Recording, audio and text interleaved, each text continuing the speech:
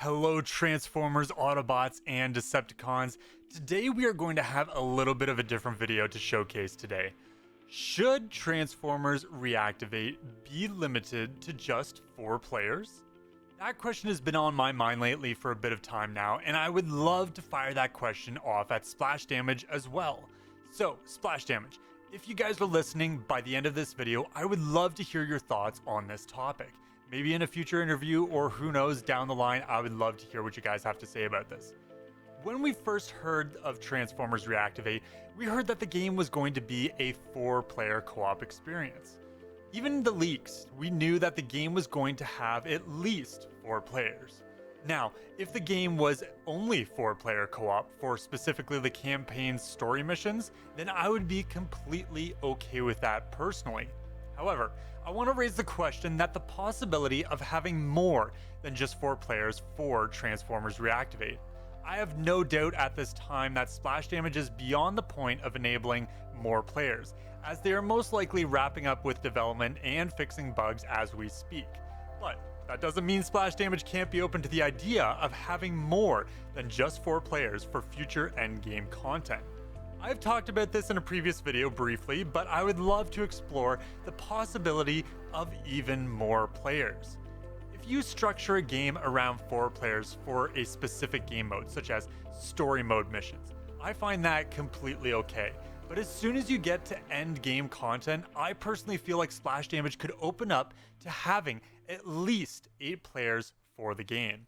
When we look at other games similar to this, you think of Destiny, Warframe, Blue Protocol, Final Fantasy XIV, and so many other live service games that we've seen over the years. The possibilities are truly endless, as long as one key factor isn't affected. That key factor is all about the game structure. Depending on how Splash Damage has designed their game, they would need to take into account if introducing more players to the game would break the game. This could range from enemy difficulty, player weapons, and stat outputs, as well as performance issues across the network. All of these can collide with one another and cause game-breaking issues. However, if game modes are separate from the storyline as endgame content, then I could see at least 8 players being able to jump into an instance and fight in combat. Rating is a big subject for me, especially coming from an MMO background. If you've ever played Destiny, Warframe, or Blue Protocol, Elder Scrolls Online, WoW, or Final Fantasy XIV, you will already understand what I am talking about. Even shooters have tons of multiplayer slots for players to be able to do content like that. Endgame content that allows a group of players, even guilds or clans, to get together and obtain rare loot. The other side of the spectrum is endgame content doesn't have to be raiding. It can also be stuff like PvP. It is a hot topic, especially considering a lot of the previous Transformers games are technically no longer available, and the official servers were shut down back in 2020. Now, if you didn't think about it before, you might want to consider, ever since the development for Transformers Reactivate, it's possible that Hasbro cut the strings on those games due to the non-compete clause that Certain Affinity had to sign, meaning no other online Transformers game can compete with Transformers Reactivate until the end of said date. We all know that the contract ran out for Activision and Hasbro for those games, but now Transformers Reactivate is in the limelight. It could be the reason why those games also disappeared as well. Who knows? But now it's possible that Splash Damage had to sign a very similar contract or a non-compete clause. I'm no lawyer, but just thought I'd throw that out there. With that being said, I personally would love to see some sort of online PvP, something refreshing compared to past Transformers games.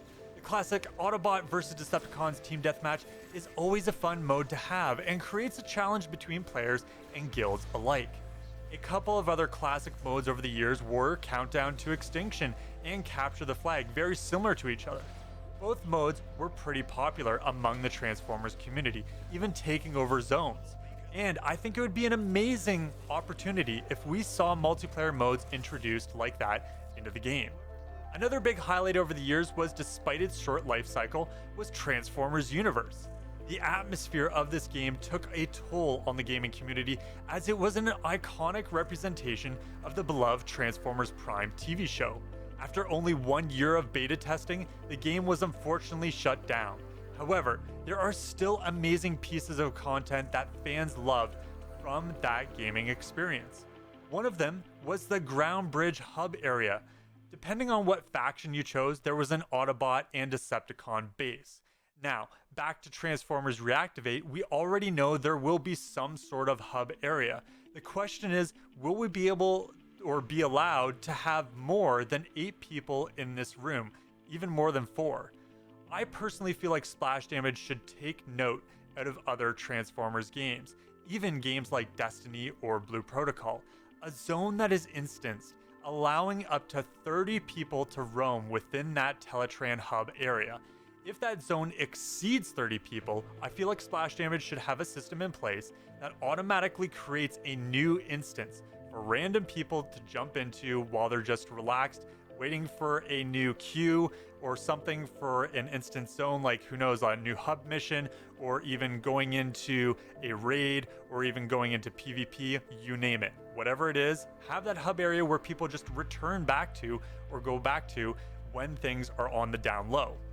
Even for roaming purposes, I feel like Splash Damage should have the same system for instance zones. When you're not doing anything, you can just drive out of the Ground Bridge base and just drive into the city or wherever location that you're at currently to just enjoy the view and enjoy the environment that's there with other Transformers fans. Hang out, chat with them, do emotes like you do in Destiny, or various other things where you just chill, relax with your friends in that area, or a specific private room dedicated to you and your friends jumped into that zone, or maybe keep it public anyway, like Destiny, and you just invite your friends and you're in a public lobby as it is already, and you're just within a party lobby within your friends. So I think there's so many opportunities that we could jump into. I put out of different polls and stuff like that allowed other people within the Transformers gaming community to just share their opinion, and a lot of them are in favor of having more players. It's completely up to Splash Damage, and I think that they shouldn't limit themselves. I personally think that Splash Damage should have the opportunity, especially considering they are jumping on the Unreal Engine 5 train, which has recently come out within the last few years. I think back in 2020 it was officially released in beta, and Unreal Engine 5 has so many capabilities now, and it shouldn't be limited. I don't think that a Splash Damage as a company should be limited to such a low number set. And I think seeing their past games like Batman Arkham Origins with their PvP multiplayer, and what Splash Damage did with that game, and jumping into other games as well, seeing the capabilities of online multiplayer. Splash Damage prides themselves on multiplayer experiences, and I think they should do games with high count multiplayer experiences. And I think this should be the first start for Splash Damage to raise those numbers and raise them higher than we've ever seen before in a Splash Damage game. See them higher like you do in Destiny. See those numbers rise for various other communities that are out there that want to just hang out and have a good time, join your guild wherever it may be, and just chill in a brand new experience, an amazing, awesome Unreal Engine 5 Transformers video game. So, guys, what do you think about raising the numbers from just 4-player co-op? Do you want to see, when you buy that game and you look on the back of that box of that game, do you want to see 1 to 30 players? Do you, or whatever it says on the back of the box, when you read that description on like a digital page, whether you're buying it off of the store or whether you're seeing it physically in your hands and you want to keepsake that and share it over the years, seeing that disc in your hands and see on the back of the box 1 to 30 players. I think that would be an amazing idea if Splash Damage decided to pursue that avenue and decide to go that route for Transformers Reactivate. I would love to hear what you guys are saying in the comment section down below. Let me know what you think. So far, we've only seen 4-player co-op for Transformers Reactivate, but we have to be really limited to just 4 players. just for the game to work properly and look good at the same time? I don't think so. I feel like we should raise the bar and have higher end experiences, and Splash Damage should pour their resources into their networking capabilities even more so. So that's just my thoughts personally, and I feel like Splash Damage has so much room to grow and so much opportunity to be able to dive into those avenues, just like other big AAA company studios. I feel like Splash Damage should not limit themselves. My apologies.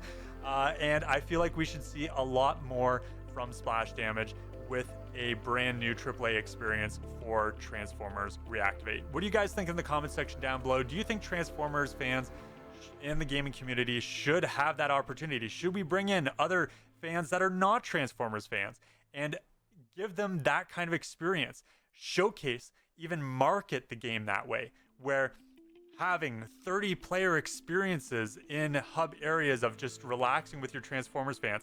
I think that's a big marketing point personally. Anyway, guys, before I ran too much further beyond just a normal 10-minute video, I just wanted to say thank you so much for supporting me so far, guys. It's been such an awesome time having so many people pour in their comments, pour in their love and support. I just wanted to highlight each and every one of you guys. You guys have made my experience as a YouTube content creator and as a Transformers gaming fan so much more enjoyable. I absolutely love each and every one of you guys, and I'm so glad that you guys have joined me on this journey. I would love to hear what you guys say in the comment section down below, and I look forward to those amazing experiences alongside each and every one of you guys. If you guys want to see more content for Transformers Reactivate going forward, please hit that like button and share it across the YouTube algorithm. I'd love to be able to hear what you guys are saying and sharing my videos across and sharing these kind of topics with other Transformers gaming fans and across the globe. So guys, thank you so much. If you guys want to subscribe to my channel to see more awesome content from anime, Transformers, and beyond, be sure to subscribe to the channel, ring that notification bell, and you guys will not miss a thing. All right, guys, thank you so much for watching. This is RoboGamer1 HD, over and out. See you all on the battlefield.